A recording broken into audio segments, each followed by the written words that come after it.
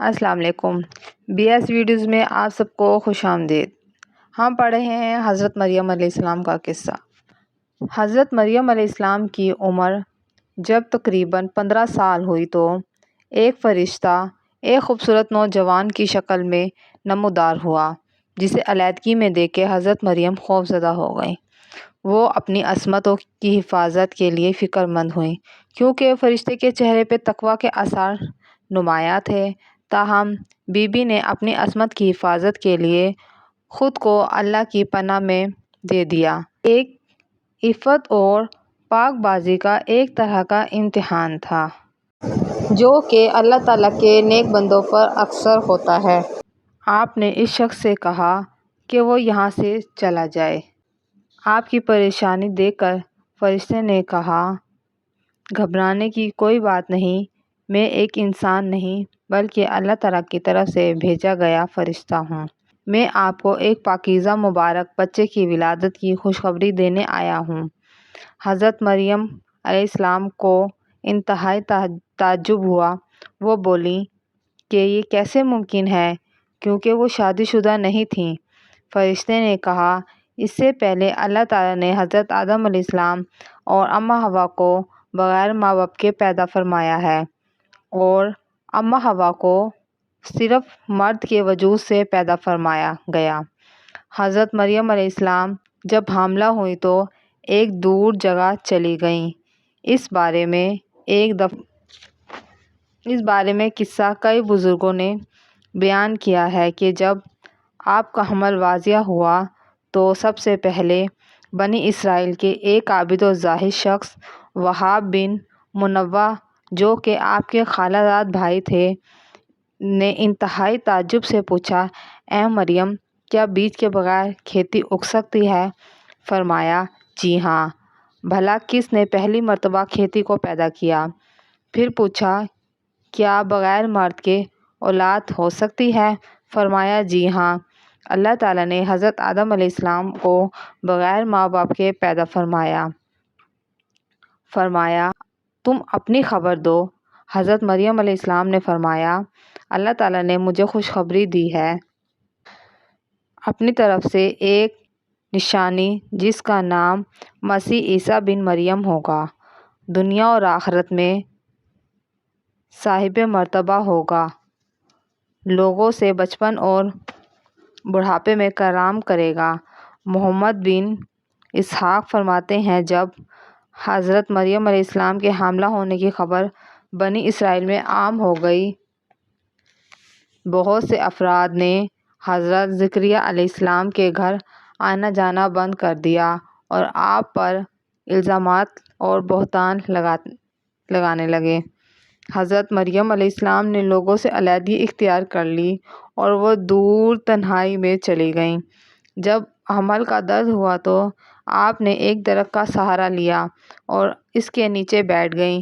درد سے بے چین اور بدنامی کا خوف گھبرا کر کہنے لگیں، کاش میں پہلے ہی مر گئی ہوتی اور بھولی بسری ہو گئی ہوتی۔ بے سر و سامانی کے اس مشکل وقت میں اللہ تعالیٰ نے حضرت مریم علیہ السلام کے قدموں کے قریب ایک نہر جاری کر دی اور ندا آئی، پانی پیو اور کھجور کھاؤ، تاکہ جسم کو قوت پہنچے اور اپنی اولاد کو دیکھ کر اپنی آنکھوں کو ٹھنڈک پہنچاؤ۔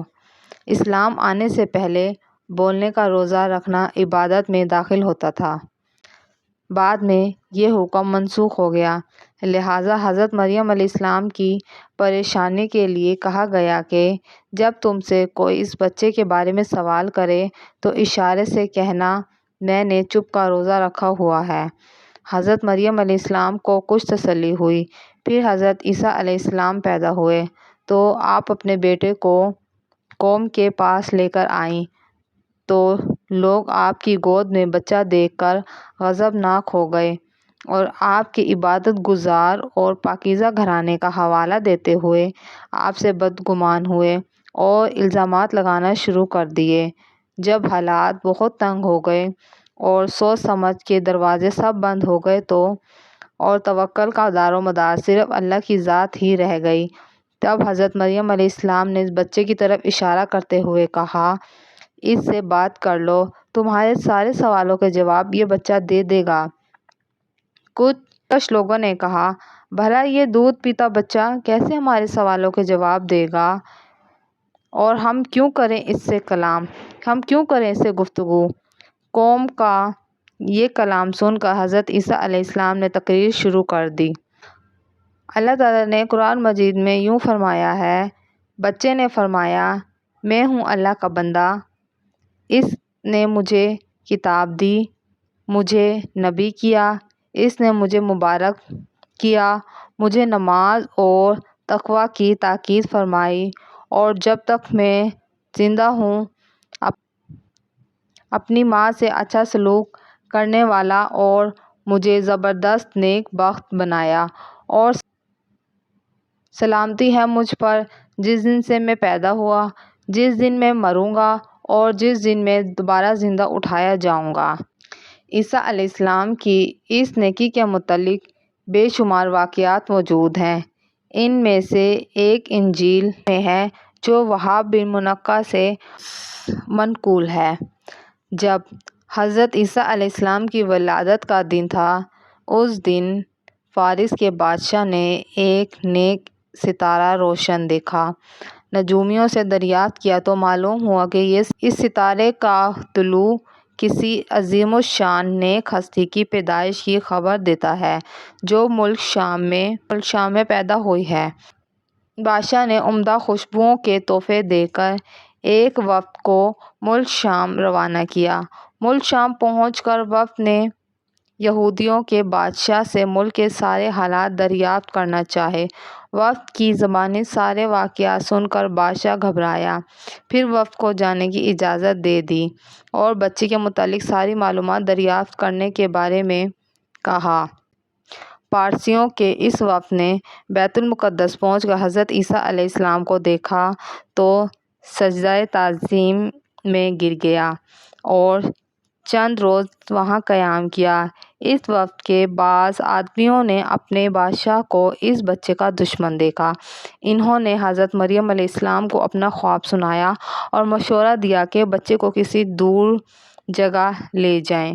اس کے بعد حضرت مریم علیہ السلام حضرت عیسیٰ علیہ السلام کو لے کر مصر چلی گئیں۔ جب حضرت عیسیٰ علیہ السلام کی عمر مبارک 13 سال ہوئی تو حضرت مریم بیت المقدس واپس آ گئیں۔ بخاری شریف میں ہے، عبادہ بن صامت سے مروی ہے کہ رسول اللہ صلی اللہ علیہ وآلہ وسلم نے فرمایا، جس نے گواہی دی کہ اللہ کے سوا کوئی معبود نہیں، وہ اکیلا ہے، اس کا کوئی شریک نہیں، اور محمد صلی اللہ علیہ وآلہ وسلم اللہ کے بندے ہیں اور رسول ہیں، اور عیسیٰ علیہ السلام اللہ کے بندے اور رسول ہیں، جن کو اللہ تعالیٰ نے مریم کی گود میں ڈالا، وہ ان کی روح ہے۔ جنت حق ہے، جہنم حق ہے، تو اللہ تعالیٰ اس کو جنت میں داخل ضرور کرے گا، چاہے وہ جیسے بھی اعمال لے کر آئے۔